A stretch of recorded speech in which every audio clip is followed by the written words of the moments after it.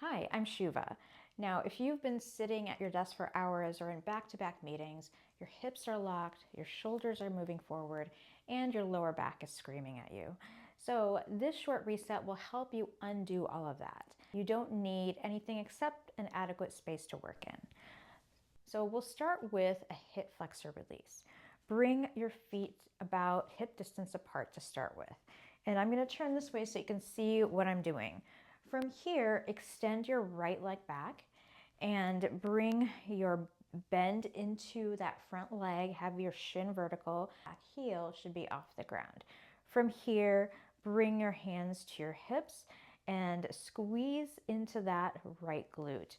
Take a deep breath in through your nose. Exhale, keep that stretch. We're stretching the hip flexor on the right side here.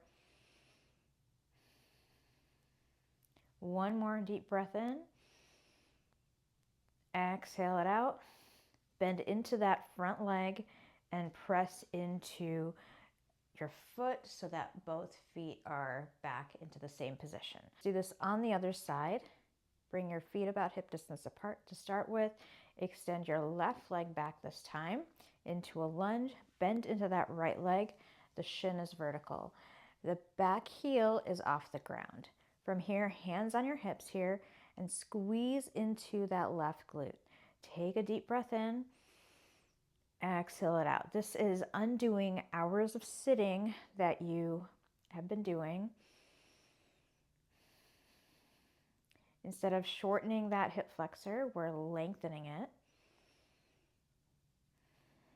And go ahead and press into the base of that big toe and bring both feet together.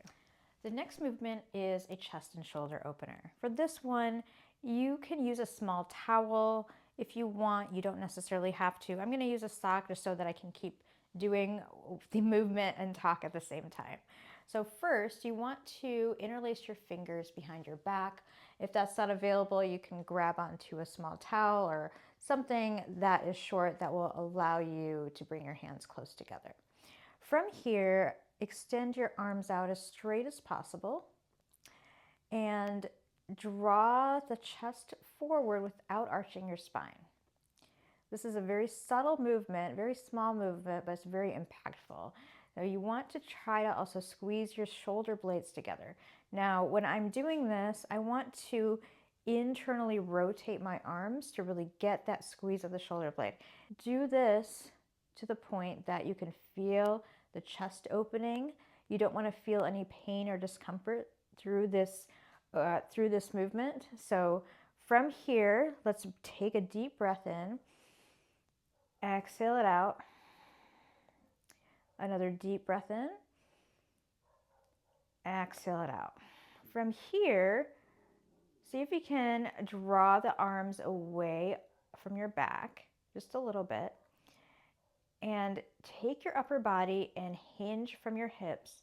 Draw the upper body so it's close to, as possible, parallel to the ground. Only raise your arms as far as it will go.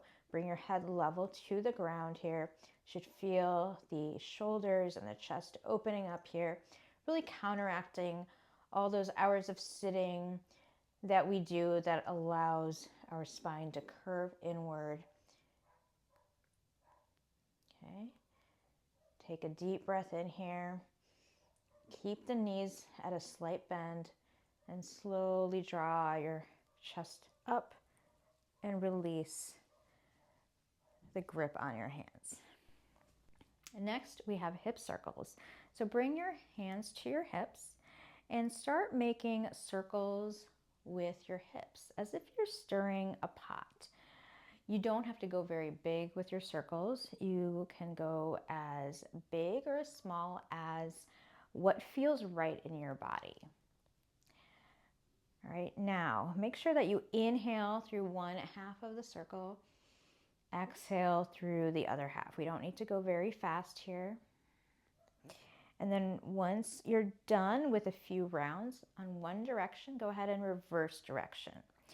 This movement is reminding our hips what they can do because we literally use our hips for everything, from sitting down to standing up to walking up the steps to getting out of the car. So we want to make sure that they stay energized for those everyday movements. And go ahead and come back to your neutral position. The last thing we'll do is a seated spinal twist. So for this, you want to use a chair. And when you're sitting in the chair, you want to make sure that your both feet are on the ground. You're sitting your bum right on the edge of the chair.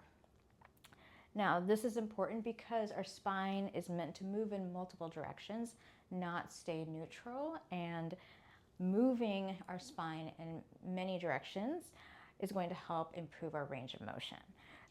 So take your right hand and place it somewhere on the back of the chair. Then take the left hand and place it on the outside of the right leg.